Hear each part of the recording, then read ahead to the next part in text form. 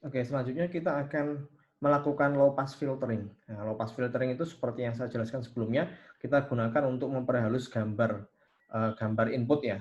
Jadi ya, sebelum kita masuk ke low pass filtering, kita akan bahas dulu kenapa gambar ini, gambar frekuensi domain itu artinya apa kalau kita lihat di sini. Nah, kalau kita lihat di sini, gambar yang terang itu titiknya di tengah, gitu kan.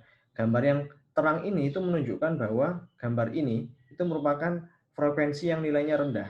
Nah, ya, setelah kita konversikan dengan berbagai rumus ya untuk fast Fourier transform dari domain spasial ke domain frekuensi, jadinya seperti ini. Nah, kita bisa lihat di sini bahwa gambar ini yang frekuensinya tinggi itu ada di pojok, nah, gambarnya lebih gelap. Sedangkan frekuensi yang rendah itu gambarnya terang di tengah sini. Kalau untuk melakukan low pass filtering, itu teorinya adalah kita akan menghilangkan frekuensi yang nilainya tinggi. Namanya kan low pass filter. Jadi kita biarkan yang frekuensinya rendah itu tetap eksis, sedangkan yang frekuensinya tinggi kita hilangkan. Nah, sehingga kita perlu mengambil titik tengahnya saja yang frekuensinya tinggi. Ya, tergantung sejauh mana nanti pixel itu kita ambil dari titik pusatnya. Nah, kita akan coba menggunakan low pass filtering untuk melakukan hal tersebut. Oke, jadi ini saya contohkan lagi, saya menggunakan gambar yang lain. Jadi ya ini saya panggil lagi direktorinya melalui ya ini drive, my drive, drive ya,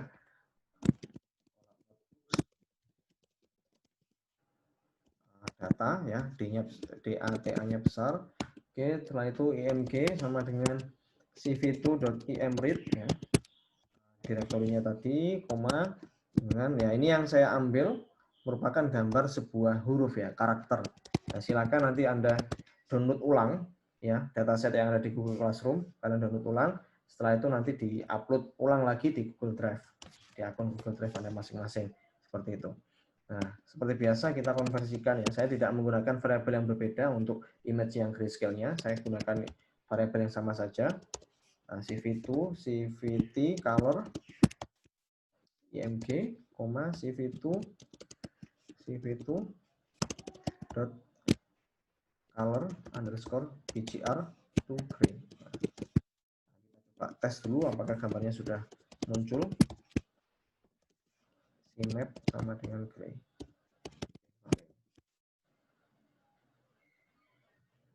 Oke, ini ada kesalahan sedikit di sini, bukan koma tapi plus ya, seperti ini. Oke, sudah muncul ya. Ya, ini gambar ini nanti kita akan lakukan low pass filtering. Nah, low pass filtering itu kita akan coba blurkan gambarnya ya. Jadi frekuensi yang rendah itu kita biarkan eksis sehingga nanti gambarnya akan semakin ngeblur seperti itu. Nah, low pass filtering ini kita gunakan biasanya untuk menghilangkan noise ya. Oke, itu untuk penjelasan selanjutnya. Kita bahas dulu mengenai low pass filtering. Oke, ini sudah gambarnya sudah muncul. Nah, ini saya membuat sebuah mask ya. Mask itu semacam seperti kayak kernel. Nah, kernel itu kita akan gunakan untuk low pass filtering ya. Nah, seperti yang sudah Anda pelajari sebelumnya, yang namanya kernel itu kita gunakan untuk melakukan sebuah operasi di sebuah image ya. Nah, ini kernelnya sederhana sebenarnya. Saya menggunakan dua variabel dulu ya, row, call sama dengan img.shape. Nah, apa artinya ini ya? Saya mengambil nilai dimensi ya dari variabel image. Row sama kolomnya itu berapa? Kalau kita lihat di sini ya, row-nya mungkin sekitar 600-an, terus barisnya kolomnya juga sekitar 600-an. Ya, ini karena gambarnya persegi, jadi row sama kolomnya sepertinya nilainya sama. Seperti itu. Oke, nanti saya akan jelaskan setelah nanti saya eksekusi programnya, nanti akan terlihat gambarnya seperti apa untuk maskingnya. Oke, masknya sama dengan jadi saya maskingnya ini dimensinya saya samakan dengan dimensi untuk image inputnya seperti itu.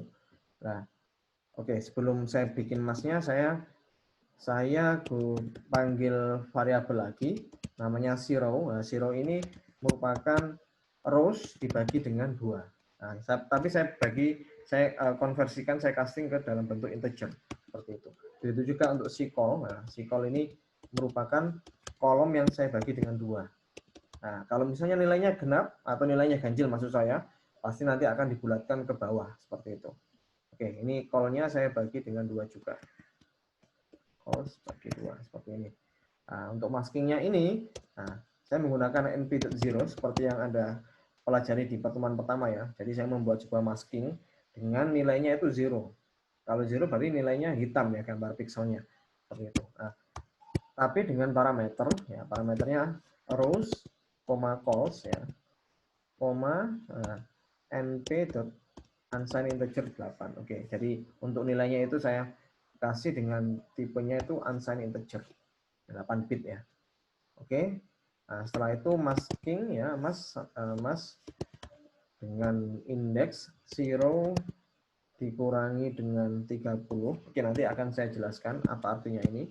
Setelah nanti saya eksekusi ya, nanti muncul gambarnya, nanti Anda akan mengetahui kenapa saya kurangi sama saya tambah dengan 30. Oke. Nah, setelah itu si call minus 30 call plus 30 saya kasih nilai 1. Nah, kalau Anda lihat di sini maskingnya ini nilainya bukan hanya 0 ya, tapi ada nilai satunya seperti itu. Nah, ini saya coba tampilkan. Nah, plt.imshow masking. Nah, maskingnya seperti apa? Sorry. Mas sama dengan gray.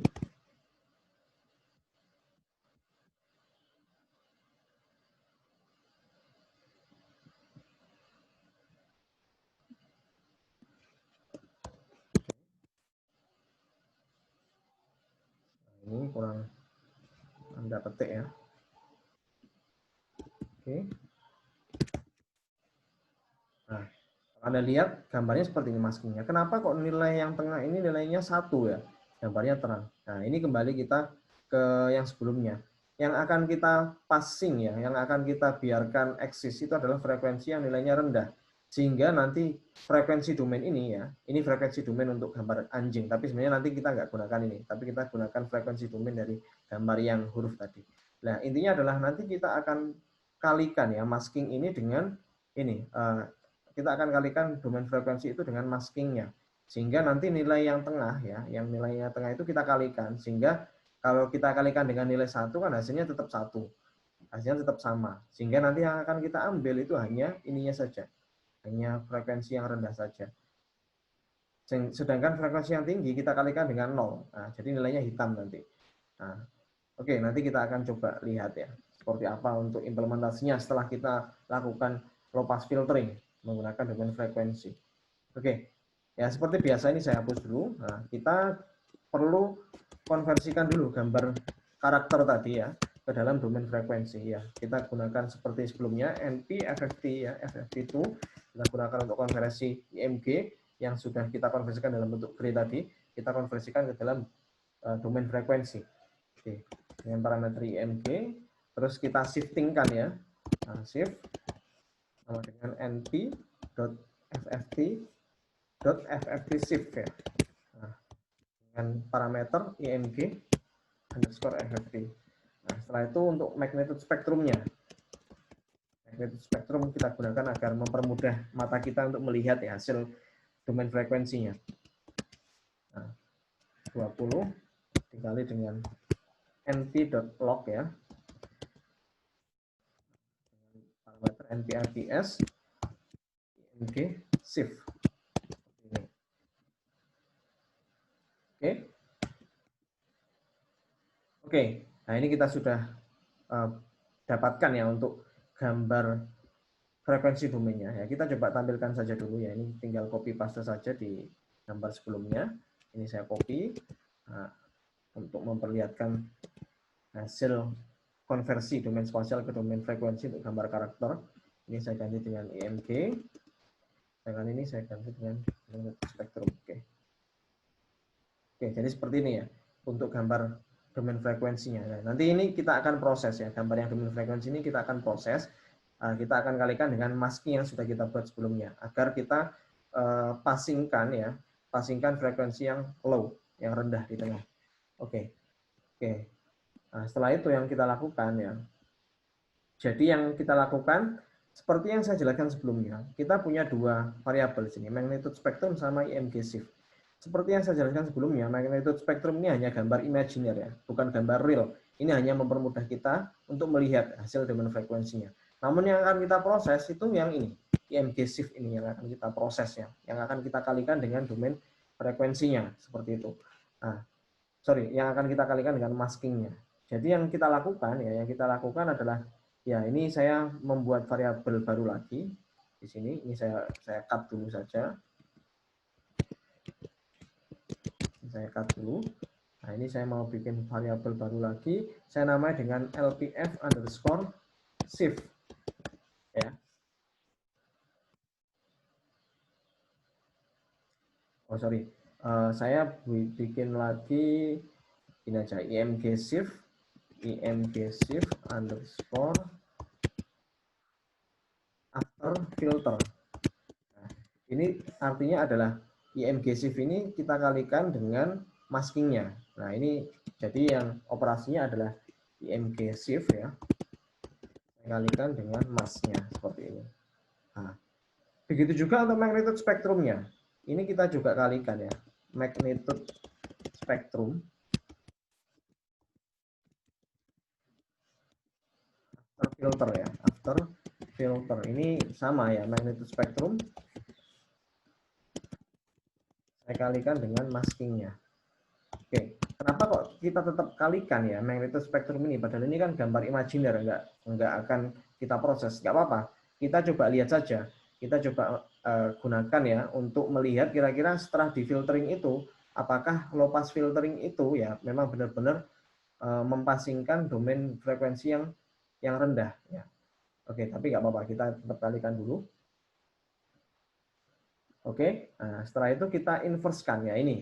Setelah kita kalikan, seperti yang saya jelaskan sebelumnya ya, setelah kita kalikan domain frekuensi ini dengan maskingnya, kita perlu ubah lagi, kita perlu konversikan lagi ke dalam bentuk domain spasial ya, agar gambar tersebut bisa kita lihat ya, agar gambar tersebut memang sudah sesuai dengan objek awalnya seperti itu. Nah, sehingga saya mau bikin satu lagi ya, LPF shift di sini. Kita gunakan library NumPy juga ya, untuk namanya itu inverse Fourier transform. Inverse fast Fourier transform. Itu kebalikannya dari fast Fourier transform. Nah, sehingga ya kita tinggal panggil aja npfft.ifft shift ya.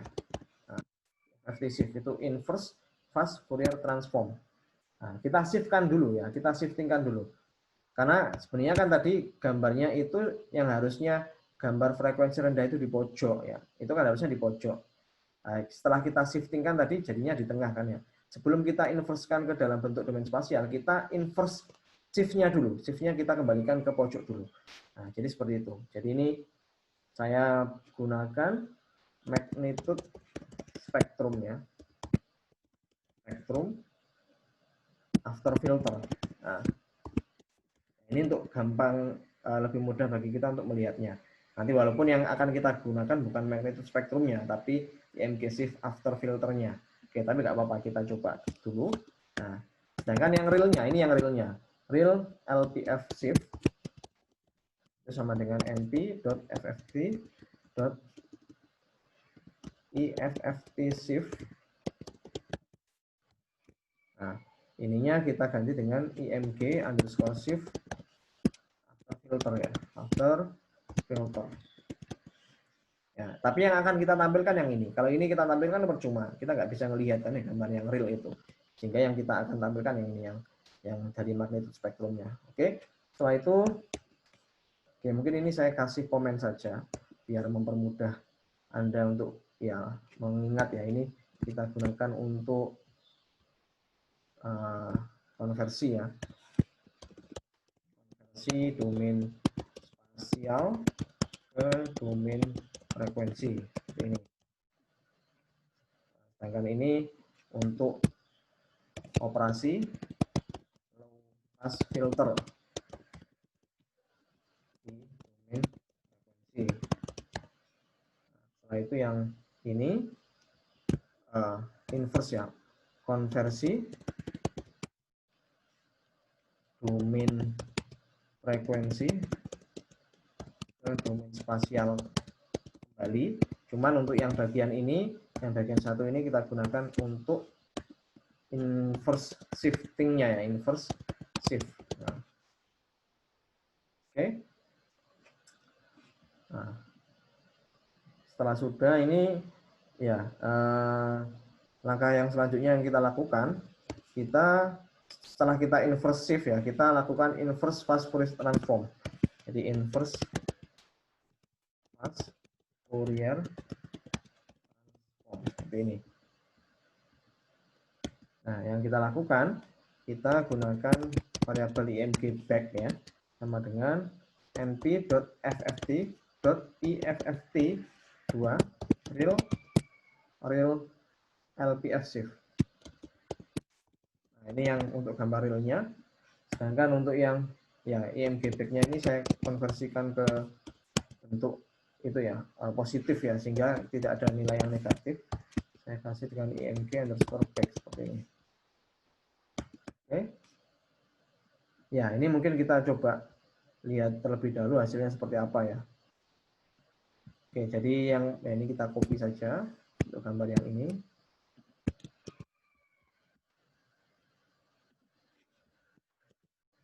Nah, jadi yang pertama yang akan kita tampilkan ini yang IMG-nya. Ini kita ganti dengan IMG, gambar aslinya. Setelah itu gambar itunya ya, magnitude spektrumnya. Ini magnitude spektrumnya sudah, oke, magnitude sudah. Setelah itu kita copy lagi. Untuk yang ini kita ganti ya, jadi ini kita maunya nanti 3 kali 2. 3 kali 2 berarti ininya 2, row-nya 2, kolomnya 3. Oke, ini 3. Yang ketiga ini masking-nya ya. Masking-nya tadi variabelnya adalah mask ya.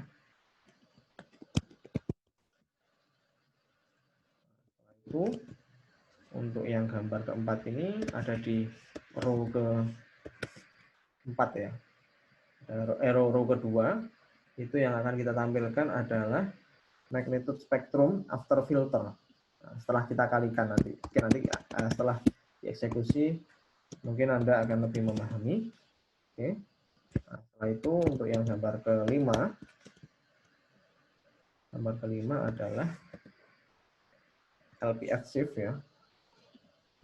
LPF shift tadi adalah ya ini setelah kita inversekan, shiftingnya kita inversekan LPF shift. Yang terakhir gambar ke-6 itu gambar setelah kita kembalikan lagi ya IMG back ini ya.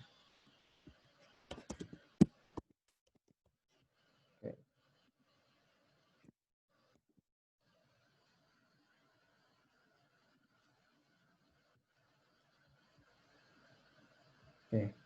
Jadi gambar seperti ini. Kalau kita lihat di sini, ini gambar aslinya sebelum kita konversikan ke domain frekuensi. Nah, setelah kita konversikan jadi seperti ini. Ini untuk maskingnya. Nah, kita akan passingkan untuk frekuensi yang rendah.